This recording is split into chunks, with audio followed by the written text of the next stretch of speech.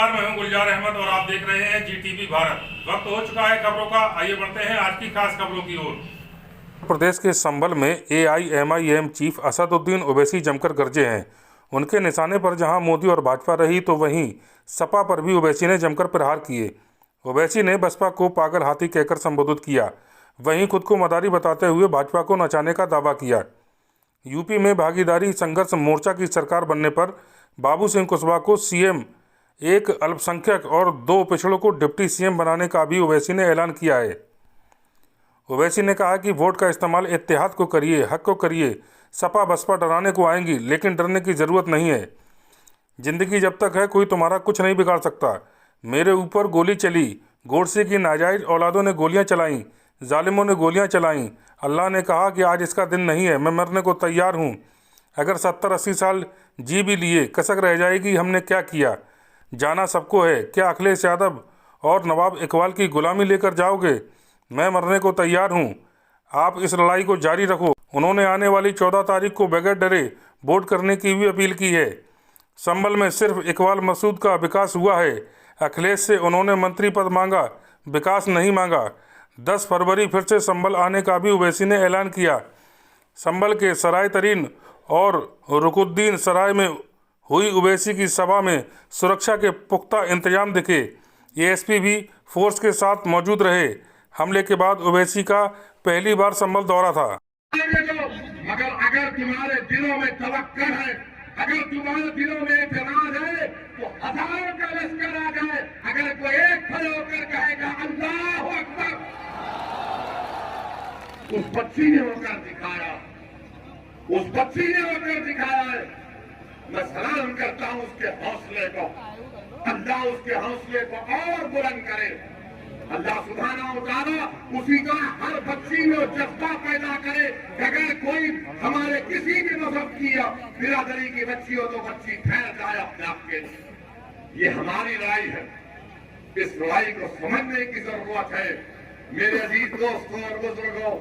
इसीलिए मैंने आपसे कहा कि गोलियां चलेंगी हम पर और चलाई गई, मगर जब अल्लाह किसी को बचाना चाहता है तो कोई कुछ नहीं कर सकता।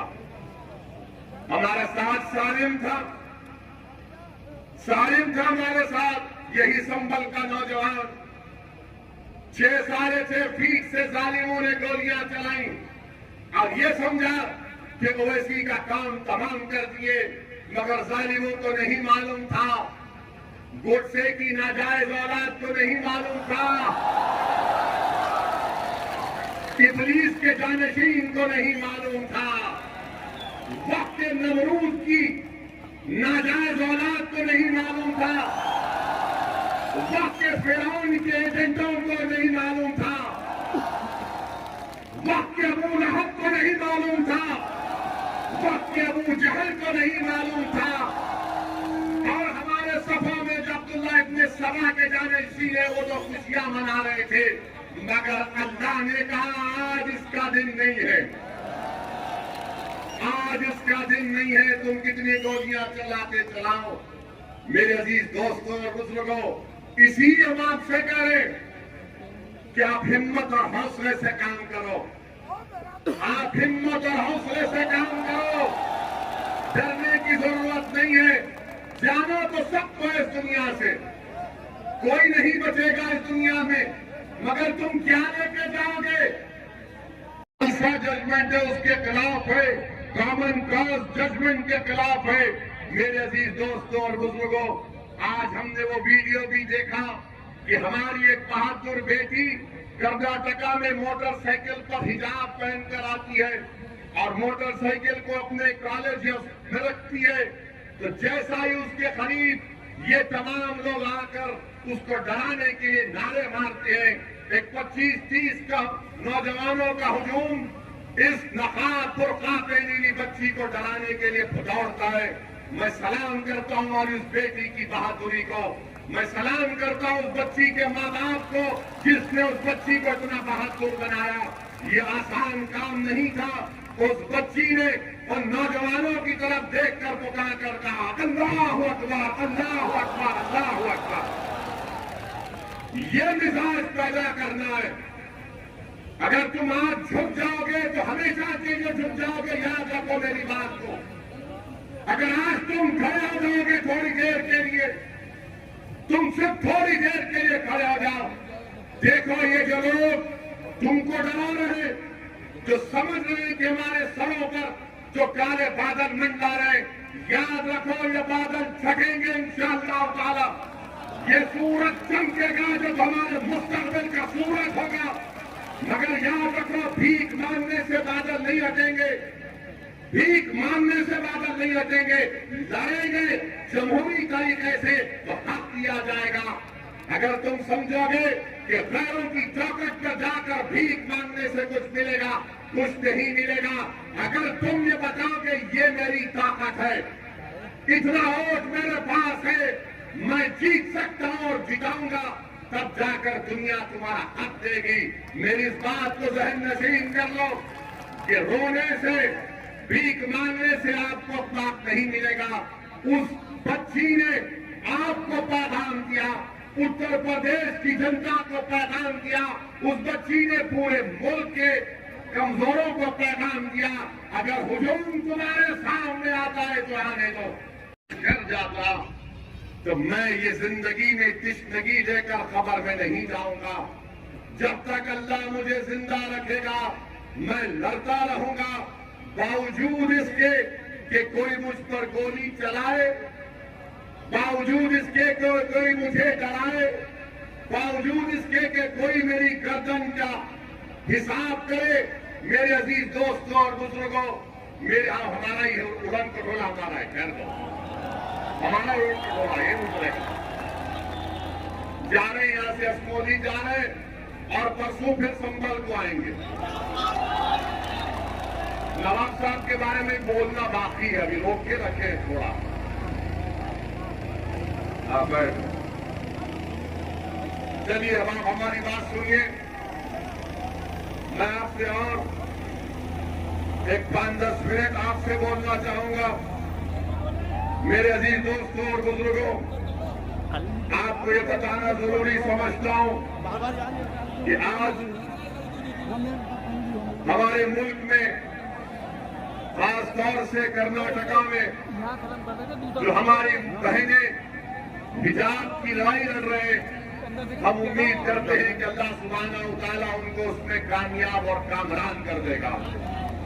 जो हिजाब की लड़ाई एक बुनियादी हक है और सुप्रीम कोर्ट का फैसला है कि सुप्रीम कोर्ट ने पुट्टुस्वामी जजमेंट में कह दिया कि कोई सरकार ये तय नहीं कर सकती कि हम क्या खाएंगे और क्या पिएंगे, क्या पहनेंगे, क्या खाएंगे।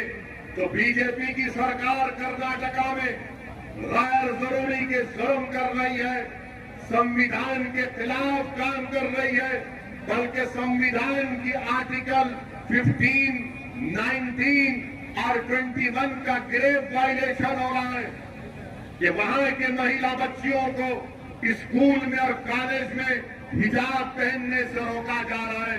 मैं बीजेपी के इस फैसले की मजम्मत करता हूं, कंडेम करता हूं, जो एक सुप्रीम कोर्ट का फैसला नहीं बल्कि पुट्टुस्वामी जजमेंट के खिलाफ है। अरे जब 3 और 35 साल की बच्चियां कभी एनरोल नहीं हुई अल्पसंख्यक समाज मुसलमान की, तो बीजेपी बोलती है नहीं हिजाब नहीं पहनकर आएंगे। तो मालूम हुआ कि मोदी जी ने कानून इसलिए बनाया था कि आप हमारी बहनों को परेशान किया जाए। ये दुनिया मीडिया बोलती है मुसलमान मर्द मुस्लिम महिलाओं पर जुल्म करता है, दबाता है। ये कौन दबा रहा है? पढ़ना चाहते हैं, मोटरसाइकिल पर बच्ची जाती है कॉलेज को और ये भीड़ आती है भाग के, फिर कौन कर रहा है ये? मेरे अजीज दोस्तों और बुजुर्गों, हिम्मत और हौसला रखिए। और जो लोग ये समझते कि मुस्लिम महिलाओं को दबाया जाता है, क्या तुमने कभी जाना तवक्कल कौन थी? तवक्कल कारमन कौन थी? यमन की एक बहन थी, महिला थी, जो हिजाब पहनकर नोबेल प्राइज मिला उसको। नोबेल प्राइज मिला उसको। और ये बोल रहे हैं हिजाब पहनने से, अब आप देखेंगे आज आप 6 बजे 9 बजे से टीवी चैनल में पूरे अंकर शुरू हो जाएंगे, टीवी देखना शुरू हुआ, सब बोलेंगे मुस्लिम महिलाओं को दबाया जा रहा है। हिजाब इनकी एक पुरानी दूर लेकर जाता है। आपको कब से मोहब्बत हो गई हमसे?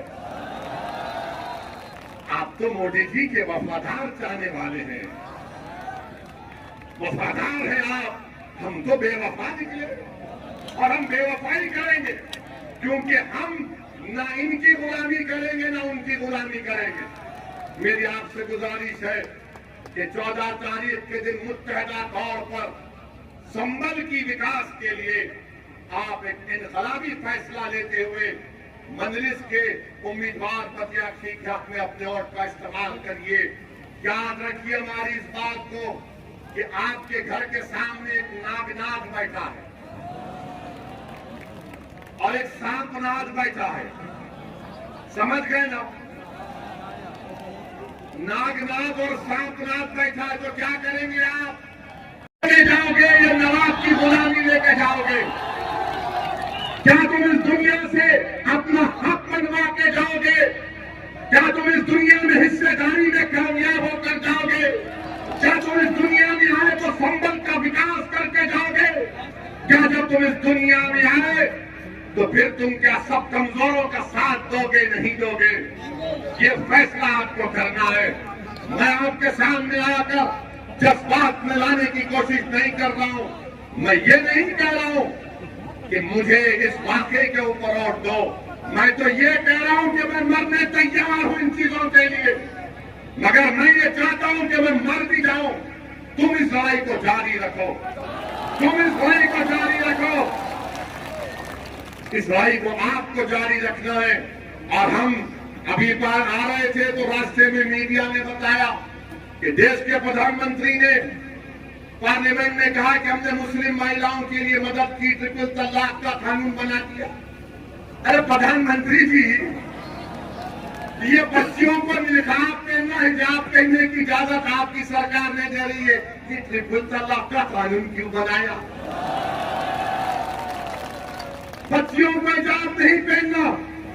और आपको जानकर हैरत होगी कि मोदी सरकार का डेटा है, एनएसओ का डेटा है, नेशनल स्टैटिस्टिकल एनएसओ का डेटा है कि 21% भारत में मुस्लिम बच्चियां जो 3 और 25 साल 35 साल की उम्र की हैं, वो कभी स्कूल को नहीं गई। ये बच्चियां स्कूल को जा रही है पढ़ने के लिए, कॉलेज को जा रही है। वाह मोदी जी, क्या मोहब्बत है आपकी। मोदी जी बोलते हैं मुस्लिम महिला मेरी बहन है। मित्रों,